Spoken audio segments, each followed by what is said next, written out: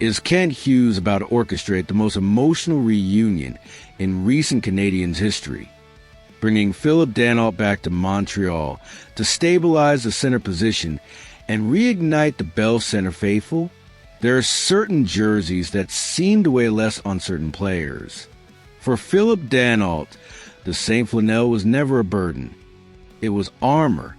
And now, with the Montreal Canadiens desperate for help down the middle and the Los Angeles Kings frustrated with their veterans' offensive production, the stage is set for an improbable homecoming.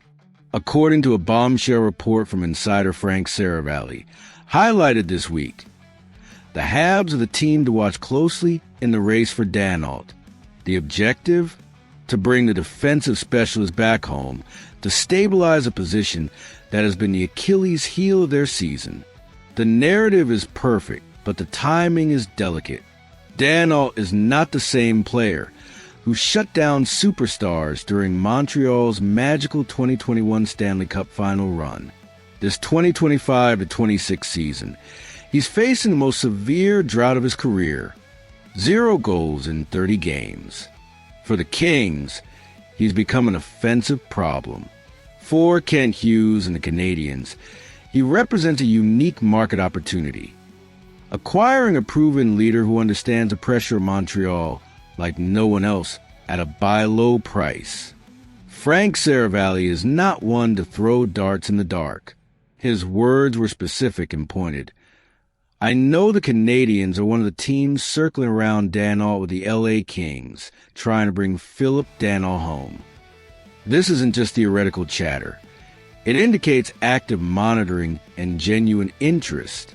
With Montreal's management focused on improving at the center position, Danault fits the profile of a defensive mentor who would allow Nick Suzuki to focus more on offense and take defensive pressure off the young players. It's impossible to ignore the elephant in the room, or the lack of one, in the case of goals. In 30 games this season, Danault has 0 goals and just 5 assists. For a player earning a veteran salary, that's catastrophic offensive production. It's a glaring red flag that any acquiring team must consider. However, context is crucial. Despite his current drought, Danault posted 43 points last season. Montreal's gamble would be that a change of scenery, returning to the system in the city where he played his best hockey, would be the boost he needs to turn things around. Even without scoring, Danault has never lost his defensive utility. If he comes in to be an elite third-line center whose primary role is to shut down opponents, then the goals are a bonus. The problem arises if his contract is too heavy for that specific function, forcing him into a role where offensive production is expected. The emotional connection to Danault in Montreal cannot be understated. During his 6 seasons with the Habs, from 2016 to 2021, he was the heart of the team. In 360 games, he registered 54 goals, 140 assists, 194 points, and most impressively, a plus 47 rating. He wasn't just a player.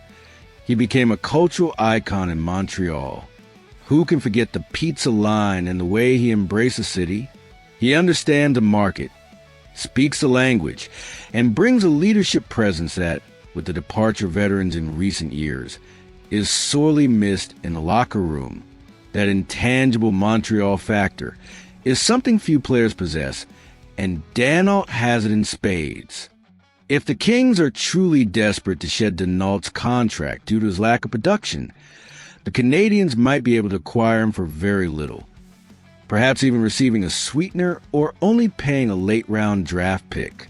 For a team in an accelerated rebuild that wants to compete now, having Danault to close out games and win defensive face-offs is a luxury. If he returns to scoring 10 goals, it's pure profit. If he doesn't score, he still teaches the young players how to defend, how to play the right way, and how to win battles. It's the kind of move that could bring soul back to the Bell Center and provide immediate, tangible benefits on the ice. This isn't just a trade. It's a statement. It's Kent Hughes acknowledging that while youth is important, sometimes you need proven experience and a familiar face to guide the way. The buy low opportunity on Danault is rare, and emotional connection is undeniable. The question is whether the Canadiens can navigate the financial complexities and beat out other contenders to bring Phillip Danault back home. What do you think? Should the Canadiens try to bring Phillip Danault back to Montreal, despite his goal-scoring drought? Or is the risk too high for a team focused on the future? Would his defensive leadership and familiarity with the market be worth the cost? Drop your thoughts in the comments below. And don't forget to smash that like button if you're ready for a heartwarming reunion at the Bell Center.